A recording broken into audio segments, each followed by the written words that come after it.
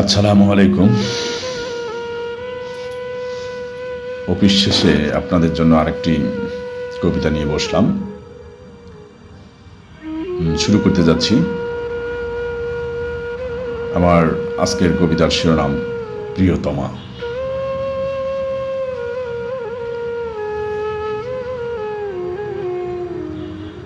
তোমার চোখে জমা অন্ধকার এক আদিম নদী, যার স্রোতে ডুবে যায় সমস্ত আলো। তোমার ঠোঁটের নিঃশ্বাসে লুকিয়ে আছে একটি নিঃশেষিত সময়ের স্মৃতি। তুমি সেই স্রোত যা গড়ে আর ধ্বংস করে। তোমার কণ্ঠে বাজে পৃথিবীর নিস্তব্ধ গীতি, যার প্রতিটি শব্দ ছায়া ফেলে বাস্তবের উপর।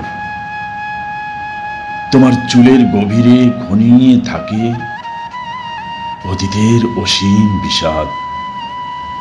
তুমি এক জ্বলন্ত স্মৃতির শূন্যতা।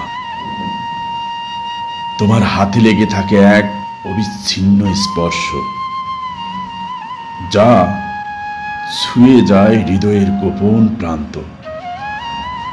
তোমার নামের প্রতিধ্বনি ভেঙে ফেলে সমস্ত চেনা ভাষার অর্থ।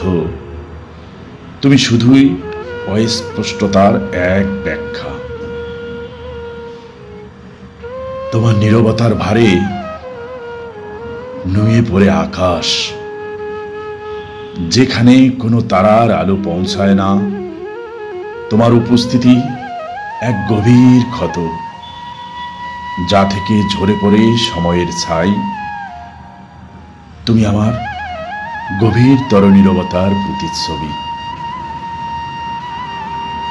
তোমার অভাবে পৃথিবী হয় এক শূন্য পরিধি, যেখানে বেঁচে থাকার অর্থ ফুরিয়ে যায়। তোমার ছায়া এসে ঢেকে দেয় আমার সমস্ত অস্তিত্ব। তুমি সেই শেষ সত্য, যা সবকিছুকেই গ্রাস করে। তোমার চোখের পলকে জমে থাকে একটি শেষ নিঃশ্বাসের গোপন আহ্বান। তোমার ছোঁয়ার ভেতরে জেগে ওঠে সমস্ত হারানোর অনন্ত বেদনা। তুমি মৃত্যুর পূর্ব মুহূর্তের এক শব্দ। তোমার কাছে শেষ হয় সমস্ত আরতি, যেখানে আমি আর আমার মাঝে কোনো ফারাক থাকে না। তোমার বুকের ভাঁজে এক চিরকালীন রাত, যা আলো আর অন্ধকারকে এক করে দেয়।